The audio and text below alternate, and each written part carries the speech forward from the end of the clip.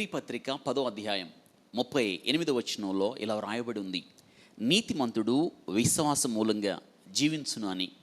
ఇదే మాట మార్టిన్ లూథర్ని భయంకరమైన స్థితి నుండి, భయంకరమైన మూఢనమ్మకాల నుండి, రోమన్ క్యాథలిక్ మిషన్ నుండి బయటకు తీసుకుని వచ్చింది. ఆశ్చర్యం, ఈరోజు మార్టిన్ లూథర్ గారు బందీఖానాల నుండి బయటికి రాకపోతే నేటి దినాన ప్రపంచానికి ఈ పరిశుద్ధ గ్రంథం దక్కేది కాదు. నీతిమంతుడు విశ్వాస మూలముగా జీవిస్తాడు. ఎంత అద్భుతమైన మాట. Faith is like a little seed, if planted it will grow. విశ్వాసము కంటికి కనిపించదు, అది ఒక విత్తనం లాంటిది. అది నాటినప్పుడు అది ఒక దినానికి విస్తరిస్తుందని మనం జ్ఞాపకం చేసుకుందాం. నిరీక్షించబడు వాటి నిజ స్వరూపము అని బైబిల్ గ్రంథంలో రాయబడింది. హెబ్రీ పత్రిక 11వ అధ్యాయం 1వ వచనంలో విశ్వాసము అనునది నిరీక్షించు వాటి యొక్క నిజ స్వరూపం, అదృశ్యమైన ఉన్నవనుటకు రుజువై ఉన్నది అని రాస్తున్నాడు గ్రంథకర్త.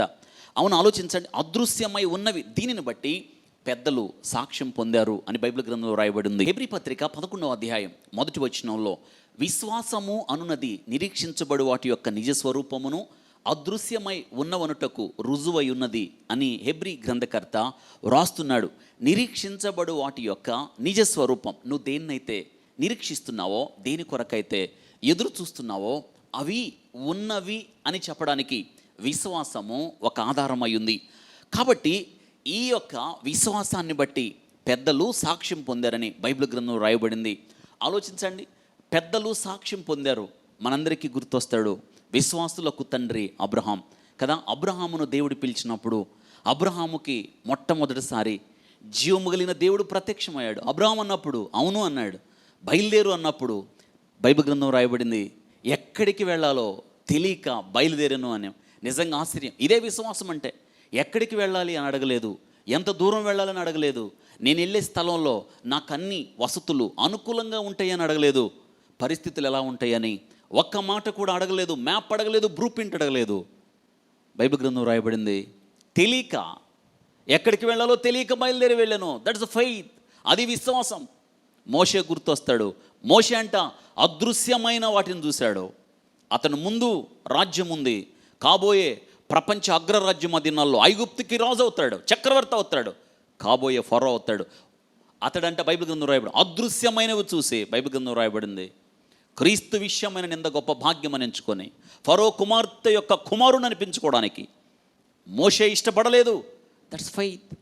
ఈరోజు నిజంగా మనం విశ్వాసంలోని పేరు పెట్టుకున్నాం, నిజమేనా? అసలు మన విశ్వాసులమేనా? విశ్వాస నేత్రాలతో మనం చూడగలుగుతున్నామా? మనం చాలాసార్లు క్రైస్తవులమే, పేరుకు విశ్వాసులమే, కానీ అవిశ్వాసం మనలో లేదని జ్ఞాపకం చేస్తున్నాను.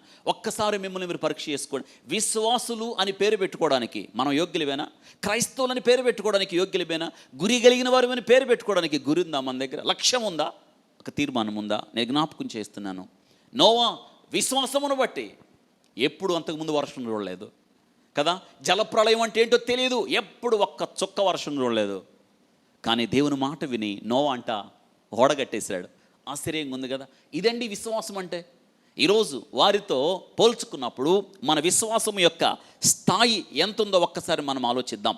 కాబట్టి నేటి దినాన మనం ఎవరి యందు విశ్వాసం ఉంచాలో ఈరోజు జ్ఞాపకం చేస్తాను. దేవుని యందు విశ్వాసం ఉంచాలి. మార్కు సువార్త 11వ అధ్యాయం 22వ వచనంలో మనమంట దేవుని యందు విశ్వాసం ఉంచాలి అని జ్ఞాపకం చేస్తున్నాడు. ఈరోజు మరి నిజంగా దేవుని యందు విశ్వాసం ఉంచినప్పుడు, వాక్యాన్ని నమ్మినప్పుడు ఆ విశ్వాస స్థాయిని మనం పెంచుకుంటున్నామా? ఈరోజు నేను జ్ఞాపకం చేస్తున్నాను. ఆ విశ్వాసపు స్థాయిని పెంచుకోవాలంటే బైబిల్ గ్రంథం సూత్రం ఉంది, వినుట వల్ల విశ్వాసం కలుగుతుందని జ్ఞాపకం చేస్తున్నాను. రోమపత్రిక 10వ అధ్యాయం 17వ వచనంలో వినుట ద్వారా, అనగా క్రీస్తుని గురించిన వాక్యం వినుట ద్వారా, పరిశుద్ధాత్మ ద్వారా మనకు విశ్వాసం కలుగుతుందని మొదటి కొరింథీ పత్రిక 12వ అధ్యాయం 9వ వచనంలో రాయబడింది. కాబట్టి ఇప్పుడు విశ్వాసము అనున్నది నిరీక్షించు వాటి యొక్క నిజ స్వరూపం. మనకి విశ్వాసం కనిపించదు, మన క్రియలలో, మన యొక్క నడవడికలో, మన యొక్క ప్రవర్తనలో మనమంట విశ్వాసాన్ని కనబరచాలి. అందుకే భక్తుడు అంటాడు, faith is like wifi, it's invisible but it has the power to connect you to what you want. Faith is like wifi. Wifi connection పెట్టుకుంటాం, కానీ అది మనకు కనిపించదు. నిన్నెక్కడికి సంబంధం కలపాలో, ఎక్కడికి కనెక్ట్ చేయాలో నిన్ను అక్కడికి కనెక్ట్ చేస్తుంది. ఈరోజు నేను జ్ఞాపకం చేస్తున్నాను, అటువంటి విశ్వాసాన్ని కలిగి ఉన్నావా? ఈ ప్రాముఖ్యమైన సమయంలో విశ్వాసము యొక్క ఫలితాలు ఏంటో నేను జ్ఞాపకం చేస్తున్నాను. 7 ఫలితాలు ఉన్నాయి. విశ్వాసము యొక్క ఫలితం, క్రీస్తులో విశ్వాసం ఉంచడం ద్వారా పాప క్షమాపణ కలుగుతుంది. అపోస్తుల కార్యాలు 10వ అధ్యాయం 43వ వచనంలో బలిగా అర్పించుకున్నాడని వాక్యంలో రాయబడ్డది. యేసు క్రీస్తు వారు మన కొరకు విమోచన క్రయధనముగా ఆయన అర్పించుకున్నాడు. హెబ్రీ పత్రిక 2వ అధ్యాయం 16, 27 వచనాలు. 2 విశ్వాసము ద్వారా హృదయము పవిత్రపరచబడుతుంది. అపోస్తుల కార్యాలు 15వ అధ్యాయం 9వ వచనంలో మనలను పరిశుద్ధపరచుటకై క్రీస్తు తన శరీరమును బలిగా అర్పించాడు అని గ్రంథకర్త రాస్తున్నాడు. 3వ విషయం, విశ్వాసం ఉంచడం ద్వారా విశ్వాసం యొక్క ఫలితం ఏంటంటే నిత్య జీవం కలుగుతుంది. యోహాను సువార్త 3వ అధ్యాయం 36వ వచనం, మనకు నిత్య జీవం ఇచ్చుటకు క్రీస్తు మరణించనని జ్ఞాపకం చేస్తున్నాడు. కాబట్టి నిత్య జీవం కలుగుతుంది. 4 విశ్వాసం యొక్క ఫలితం రక్షణ కలుగుతుంది. అపోస్తుల కార్యాలు 16వ అధ్యాయం 31వ వచనం, ఎఫెసీ పత్రిక 2వ అధ్యాయం 8వ వచనం, క్రీస్తు మన పాపపు శిక్ష భరించెను, తీర్పు భరించినని వ్రాయబడింది. కాబట్టి విశ్వాసం యొక్క ఫలితము రక్షణ కలుగుతుంది. 5 విశ్వాసం యొక్క ఫలితం నీతిమంతులుగా తీర్చబడతాం.